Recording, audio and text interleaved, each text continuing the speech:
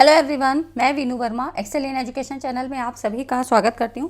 Friends, यहाँ पर हम तैयारी करते हैं यूजीसी नेट की पेपर 1 और पेपर 2 एजुकेशन की। ठीक है, पेपर 1 सभी का कॉमन होता है, कोई भी सब्जेक्ट आपका दूसरा वाला कोई भी सब्जेक्ट हो, लेकिन आपको पेपर 1 कंपलसरी होता है और ये जो है कॉमन पेपर होता है जिसमें 10 यूनिट आपको करनी है। ठीक है, 50 क्वेश्चन आते हैं, ये सारी चीज़ें आपको पता है और ये सारी चीज़ें मैंने आपको ऑलरेडी बता रखी हैं। ठीक है, आप देखिए आपकी जो हमारी ये तैयारी है ये यूजीसी नेट दिसंबर 2024 के लिए है। ठीक है, पेपर 1 की हम इस वीडियो में बात करेंगे और टीचिंग एप्टीट्यूड ये यूनिट आपकी पहली यूनिट है। ठीक है, तो ये पहली यूनिट है जिसको हम बेसिक से स्टार्ट करेंगे और जो यहाँ पर आपकी तैयारी है बेसिक टू एडवांस लेवल की होगी। ठीक है, तो यूजीसी नेट की परीक्षा हो या आपकी सेट की परीक्षा हो, आप इसी तैयारी से बाकी एग्ज़ाम भी दे सकते हैं। पेपर जो 2 एजुकेशन है इससे आप पीजीटी वगैरह की या नेट असिस्टेंट प्रोफेसर या आपका नेट का एग्ज़ाम हो, इस तरह से जो भी एजुकेशन सब्जेक्ट्स हैं, एलटी ग्रेड, जीआईसी, जीडीसी है ना, कोई भी एग्ज़ाम है तो आप वो यहाँ पर तैयारी कर सकते हैं। आप देखिए यहाँ पर जो और तैयारी मैं करवाती हूँ यूपीएचईएससी असिस्टेंट प्रोफेसर के लिए जो जीएस का पोर्शन आता है वो भी मैं यहाँ इस चैनल पे कवर कराती हूँ। तो उसकी वीडियो क्या है, मॉर्निंग में मिल जाती हैं, जो है मॉर्निंग में सुबह 8 बजे, और यहाँ पर यूजीसी नेट की शाम को 6 बजे मिलती हैं। ठीक है, तो इस तैयारी से आप बाकी एग्ज़ाम की भी तैयारी कर सकते हैं। अगर यूजीसी नेट क्लियर हो जाता है तो आप असिस्टेंट प्रोफेसर के लिए भी यहाँ पर ज्वाइन कर सकते हैं। तो चैनल पे पहली बार आए हैं तो सब्सक्राइब कर लीजिएगा और साथ में टेलीग्राम चैनल को भी ज्वाइन कर लें। लिंक आपका जो है डिस्क्रिप्शन में दिया हुआ है, तो आप वहाँ पर ज्वाइन कर लीजिए। कोई भी पीडीएफ या कोई भी इन्फॉर्मेशन वहीं पर दी जाती है। तो इस तरह से आप सभी का हमारी क्लास में स्वागत है। Welcome to our class. और देखिए, सबसे पहले आपको सिलेबस ज़रूर पता होना चाहिए। सिलेबस को गो थ्रू करना बहुत ज़रूरी है, क्योंकि अब आप कोई भी तैयारी करते हैं तो उसमें आपको क्या पढ़ना है क्या नहीं पढ़ना है ये ज़्यादा ज़रूरी होता है कि ये पता होना चाहिए कि क्या आपको नहीं पढ़ना है। ठीक है, तो इस तरह से कौन सी चीज़ें आपको पढ़नी हैं और कौन सी नहीं पढ़नी हैं, तो यहाँ पर ये ज़्यादा जानकारी होना चाहिए। अब टीचिंग एप्टीट्यूड की बात करें तो बेसिक क्वेश्चन तो आपके पूछे नहीं जाते हैं, है ना।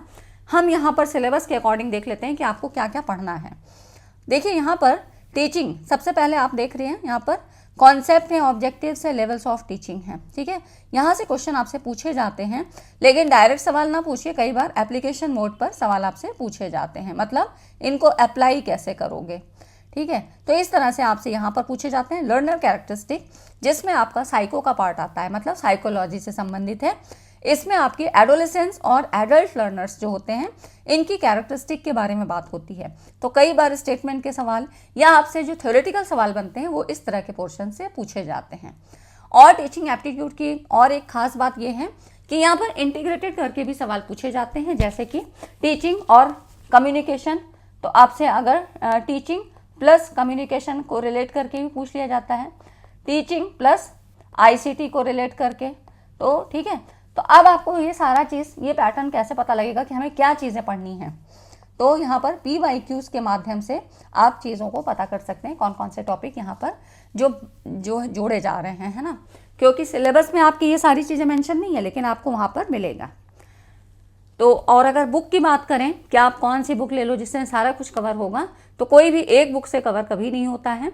इसके लिए आपको जो आपकी टेक्स्ट बुक्स, बेसिक बुक्स होती हैं उनको ही पढ़ना चाहिए, क्योंकि यूजीसी नेट का नेशनल लेवल का एक पेपर होता है जो कि अच्छा खासा स्टैंडर्ड रखता है। ठीक है, तो यहाँ पर पूरा सिलेबस आपको ज़रूर पता होना चाहिए, और कुछ चीज़ें हैं जो नहीं पूछी जाती हैं उनको नहीं भी पढ़ना चाहिए। ठीक है, लेकिन जो एडवांस लेवल की चीज़ें पूछी जा रही हैं वो ज़रूर आपको पता होना चाहिए। तो यहाँ पर मैं PYQs भी करवा रही हूँ, उसकी प्लेलिस्ट में अलग से प्लेलिस्ट में दिया हुआ है, सारे सेक्शंस दिए हुए हैं, और यहाँ पर यूनिट वाइज भी मैं सारी चीज़ें कवर करवाती हूँ। ठीक है, तो हम पूरी यूनिट कवर करेंगे और साथ में करेंट अफेयर्स भी आपसे पूछा जाता है।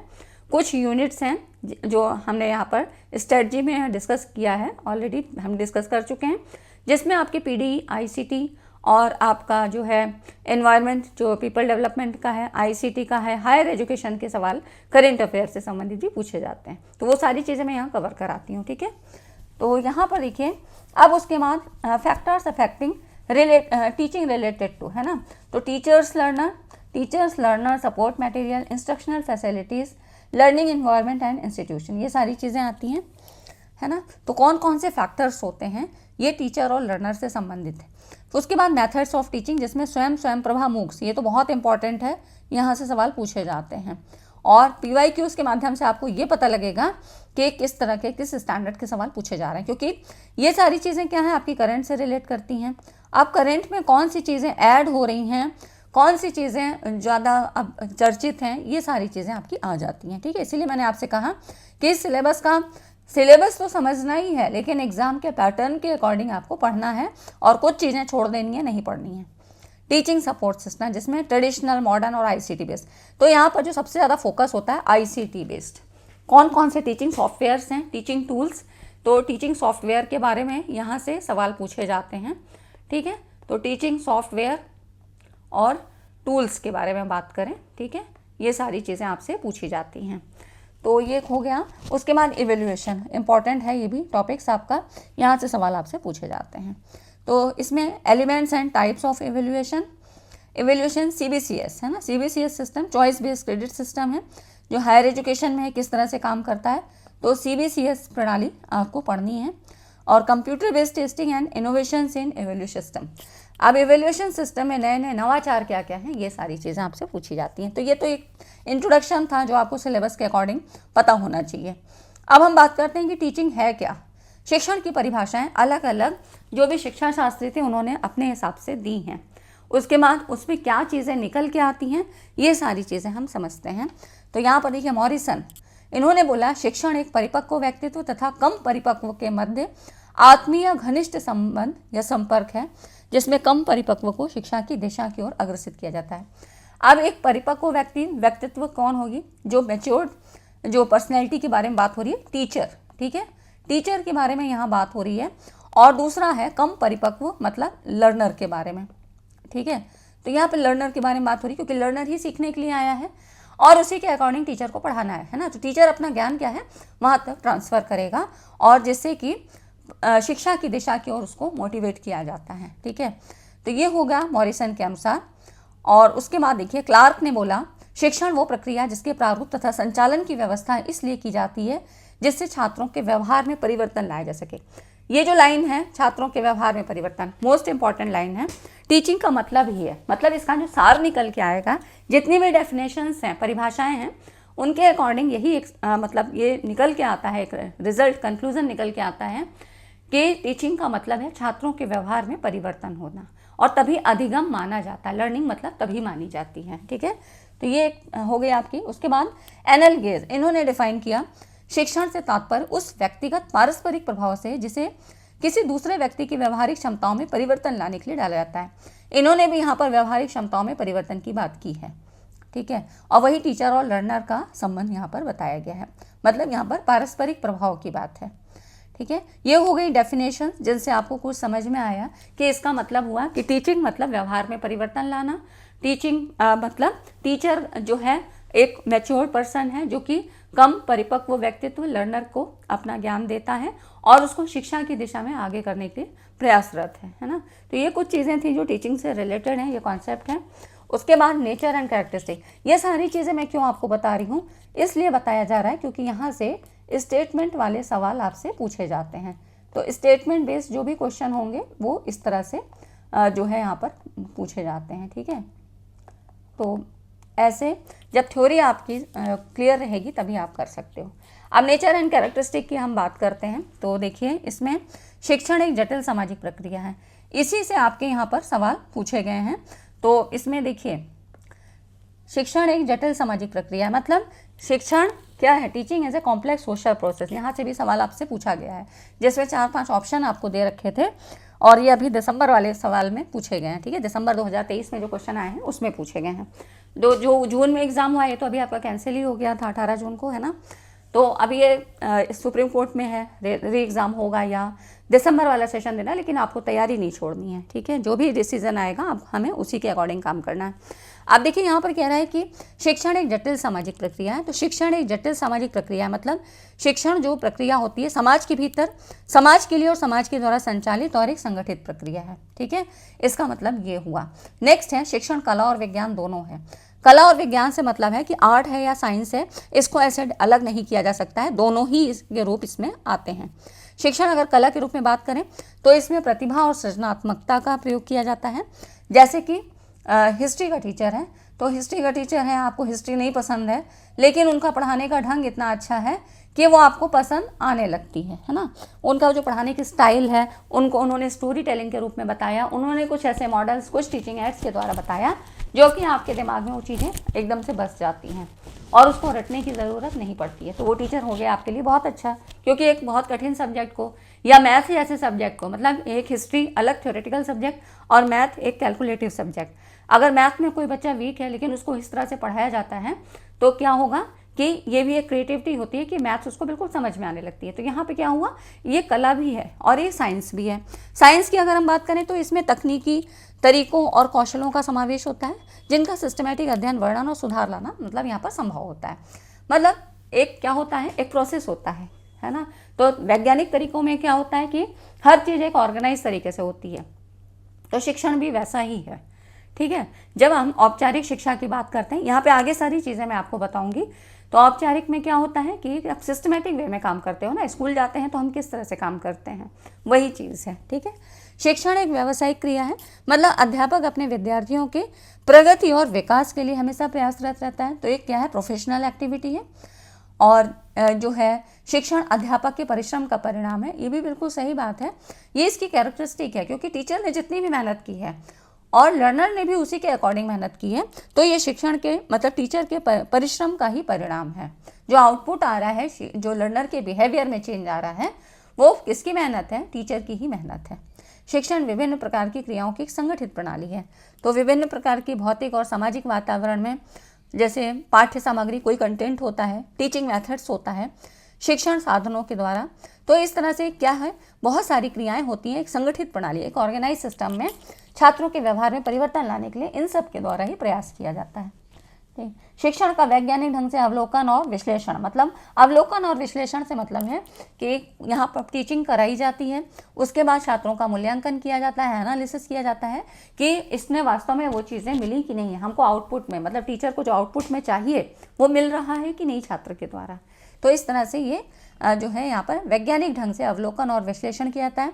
संप्रेषण कौशल का आधिपत्य रहता है, दूसरा पॉइंट है ना शिक्षण में, संप्रेषण कौशल। तो संप्रेषण कौशल से मतलब है कि यहाँ पर जो इफेक्टिव क्लासरूम कम्युनिकेशन होता है वो कम्युनिकेशन के द्वारा।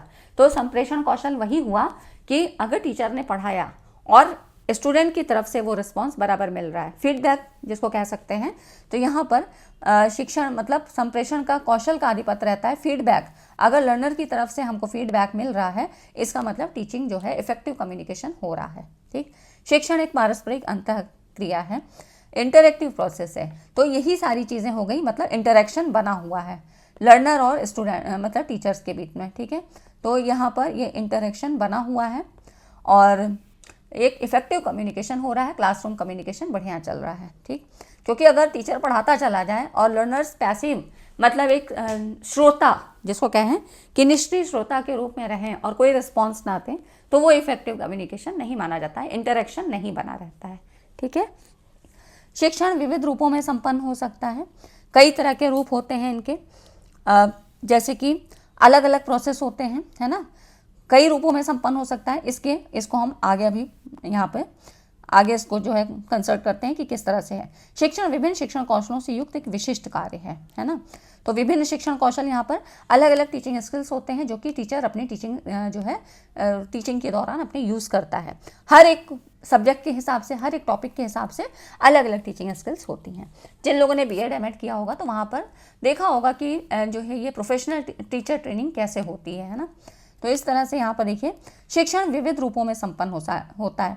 मतलब यहाँ पर देखिए अब ये विविध रूपों से मतलब है कि ये जो है ना आपका कई तरह की एजुकेशन होती है, मतलब फॉर्मल भी हो सकती है, इनफॉर्मल और नॉन फॉर्मल। फ़र्क क्या होता है तो यहाँ पर देखिए इसमें अगर हम बात करें तो विविध रूपों में मतलब जैसे कि फॉर्मल्स की बात करें तो ये शिक्षा के संरचित और संस्थागत वातावरण में प्रदान की जाती है, जैसे कि स्कूल, ठीक है। तो formal education any teaching where there is instruction, supervision और जो है definite aims etcetera is called formal education, जैसे कि स्कूल्स, कॉलेज, यूनिवर्सिटीज़, ठीक है। अगर आपको ये दिखाई नहीं दे रहा होगा लेकिन मैं जो चीज़ें आपको बता रही हूँ वही इसमें लिखी हुई हैं, ठीक है। जैसे बहुत लोग कमेंट करते हैं कि दिख नहीं रहा है, चित्र सही नहीं आ रहा है, पिक्चर सही नहीं है, तो पिक्चर एक आपको एक मेमोराइज करने के लिए दिया जाता है। अब उसमें जो चीज़ लिखी है वही मैं आपको बता रही हूँ, तो आप इस तरह से अपने नोट्स में ऐड कर सकते हैं,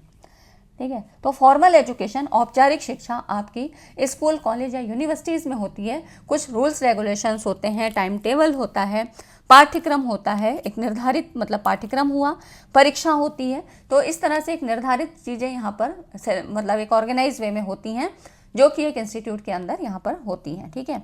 इनफॉर्मल एजुकेशन, अब आपका इनफॉर्मल वाला क्या है, तो इनफॉर्मल एजुकेशन की अगर हम यहाँ पर बात करें तो देखिए ये जो इनफॉर्मल वाला है, ये इनफॉर्मल एजुकेशन, ये है education for which no formalities are observe is known as informal type of education. तो इनफॉर्मल में क्या है, इंस्टीट्यूट से बाहर ही दी जाती है। यहाँ पर कोई भी ज़रूरी नहीं है कि एक जो है एक मतलब आपकी एक ऑर्गेनाइज एक इंस्टीट्यूट हो, ठीक है, मतलब कुछ वहाँ पर हॉल हो, रूम हो, इस तरह से, या क्लासरूम में ही ऐसी शिक्षा देनी है। ये कहीं पर भी कोई भी आप घर से यहाँ शुरू कर सकते हो, वर्क प्लेस पे कर सकते हो, खेल के मैदान में, तो कोई निर्धारित पाठ्यक्रम नहीं होता है और डे टू डे की लाइफ में यहाँ पर सीखा जाता है। जैसे कि खेल के मैदान में यहाँ बच्चे बहुत कुछ सीखते हैं, कोऑपरेट करना, ठीक है, सहयोग की भावना, सहानुभूति की भावना, ये सारी चीज़, ये भी तो एक लर्निंग है, लेकिन यहाँ पर क्या है, इनफॉर्मल तरीके से दी जा रही है। यहाँ पर कोई निर्धारित पाठ्यक्रम नहीं है, कुछ नहीं है, और लेकिन बच्चे फिर भी सीख रहे हैं, ठीक है। कोई यहाँ पर लेक्चर नहीं दिया जा रहा है टीचर के द्वारा, लेकिन फिर भी वो चीज़ें सीख रहे हैं। तो ये हो गया आपका इनफॉर्मल। तो यही कह रहा है ना कि शिक्षण विविध रूपों में संपन्न होता है, टीचिंग में भी carried out in various style, तो यही वेरियस स्टाइल्स हैं। अब आपका आता है non formal education. Non formal क्या है, तो नॉन फॉर्मल आपका फॉर्मल और इनफॉर्मल के बीच की कंडीशंस होती हैं। तो यहाँ पर ये जो नॉन फॉर्मल है, निरौपचारिक जिसको कहते हैं, संस्थागत ढांचे से बाहर दी जाती है। पाठ्यक्रम, परीक्षा, समय सारणी, ये सारे हो सकते हैं, लेकिन फ्लेक्सिबिलिटी होती है। तो ये क्या हुआ, ये वाली जो है, यहाँ पर आपका लचीलापन इसमें ज़्यादा होता है ना। तो यहाँ पे फ्लेक्सिबल होता है, मतलब कोई ऐसा हार्ड एंड फास्ट रूल नहीं होता है कि स्कूल जाके ही सीखना है और मतलब एग्ज़ाम देना है, लेकिन इसके लिए ज़रूरी नहीं है कि हम सुबह 9 बजे से 5 बजे तक स्कूल में रहें या यूनिवर्सिटी में रहें, ऐसा नहीं है। जैसे कि डिस्टेंस एजुकेशन, आप डिस्टेंस मोड पे कोई चीज़ मतलब आप कोई तैयारी कर रहे हैं या कोई भी यहाँ पर कोर्स ज्वाइन करते हैं, तो इसमें क्या है, आपके पास स्टडी मटेरियल आ जाता है, आपको निर्धारित समय में एग्ज़ाम देना होता है, लेकिन आप फ्लेक्सिबल हैं। वहाँ पर टाइम की कोई जो है, टाइम की, एज की कोई भी ऐसी रेगुलेशंस नहीं आपको फॉलो करना है, ठीक है, आप दे सकते हैं, आप फ्लेक्सिबिलिटी वहाँ पर होती है। तो यही हो गया, जैसे कि ओपन यूनिवर्सिटी से आप इग्नो वगैरह से आप कोई भी कोर्स कर रहे हैं, तो वहाँ पर कोई भी ऐसी बाध्यता नहीं है, ठीक है। तो ये हो जाता है नॉन फॉर्मल एजुकेशन, जिसमें कि कुछ फीचर्स आपके फॉर्मल के होते हैं और कुछ इनफॉर्मल के होते हैं, ठीक है, नॉन फॉर्मल।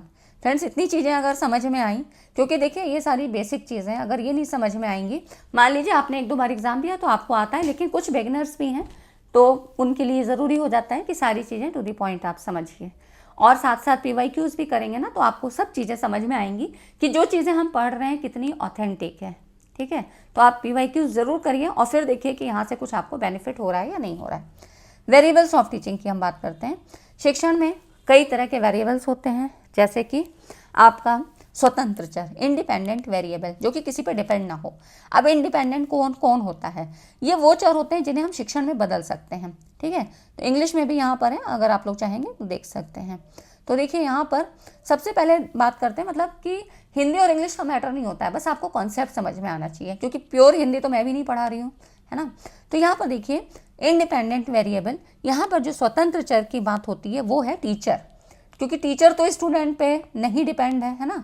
तो यहाँ हम टीचर से संबंधित बात करते हैं। जो टीचर है वो कंट्रोल कर सकता है चीज़ों को, शिक्षण में बदल सकता है, बदलाव कर सकता है। जैसे वो सोच के आया कि उनका लेसन प्लान में कुछ था, है ना, उन्होंने बनाया लेसन प्लान, मतलब पहले क्लासरूम में आने के पहले हर टीचर लेसन प्लान बनाता है कि ऐसे ऐसे इस स्टेप में ये चीज़ें हमें पढ़ानी है, यहाँ पर क्वेश्चन पूछना है।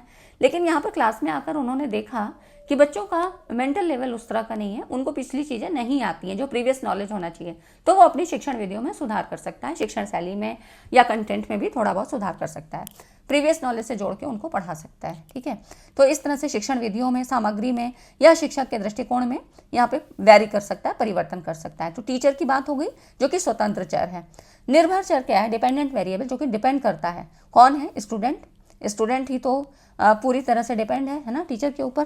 तो ये वो चर होते हैं जिनका प्रभाव स्वतंत्र चर पर होता है, जैसे छात्र की सीखने की प्रगति, उनको कितना स्कोर मिल रहा है, तो ये सब स्वतंत्र चर की प्रभावशीलता पर निर्भर करते हैं। ठीक है, टीचर ने अगर अच्छा पढ़ाया, अच्छा कॉन्सेप्ट क्लियर कर दिया और बच्चों को समझ में आया तो उनके बिल्कुल टेस्ट में, एग्ज़ाम में अच्छे नंबर आएंगे। तो ये क्या हुआ, ये आश्रित चर है जो कि स्वतंत्र चर पे डिपेंड करता है, टीचर पे डिपेंड कर रहा है ये सारी चीज़ें। ठीक है, तो ये हो गया आपका। नेक्स्ट है आपका इंटरवेनिंग वेरिएबल्स। अब ये क्या होते हैं, इनको मध्यस्थ चर या सहायक चर भी कहते हैं। तो इस तरह से इंग्लिश में ये टर्म्स जरूर इंग्लिश में ही याद रखिए। तो मध्यस्थ चर होते हैं। तो यहाँ पे इंटरवेनिंग वेरिएबल वो होते हैं जो स्वतंत्र और निर्भर चर के बीच के संबंध को समझने में मदद करते हैं, जैसे कि शिक्षण विधियों के प्रभाव को समझने के लिए छात्रों की समझदारी या मानसिक स्थिति। ठीक है, इसके अलावा और भी शिक्षक और शिक्षार्थी के मध्य आने वाले तत्व होते हैं, जैसे कि पाठ्यक्रम, पाठ्य वस्तु, शिक्षण साधन, शिक्षण विधियाँ, टेक्नोलॉजी कैसे यूज़ कर रहे हैं, शैक्षणिक वातावरण किस तरह का है।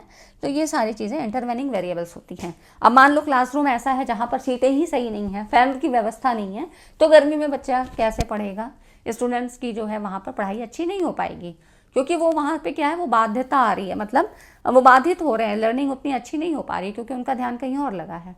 तो ये सारी चीज़ें हो गई इंटरवेनिंग वेरिएबल, जो कि फैक्टर इफेक्टिंग एलिमेंट होते हैं, है ना, जो मतलब प्रभावित करती हैं, ये सारे तत्व प्रभावित भी करते हैं।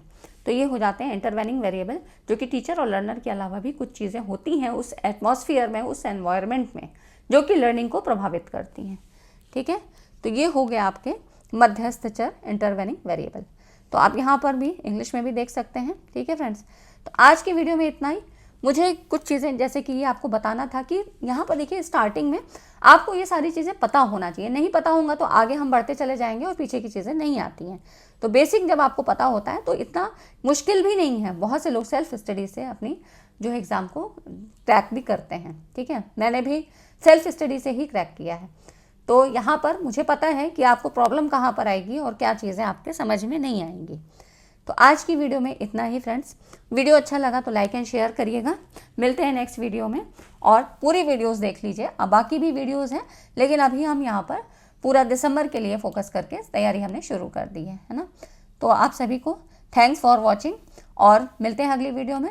चैनल को ज़रूर सब्सक्राइब कर लें और वीडियो को ज़्यादा से ज़्यादा तक लोगों तक शेयर करिए। ठीक है, thanks for watching this video.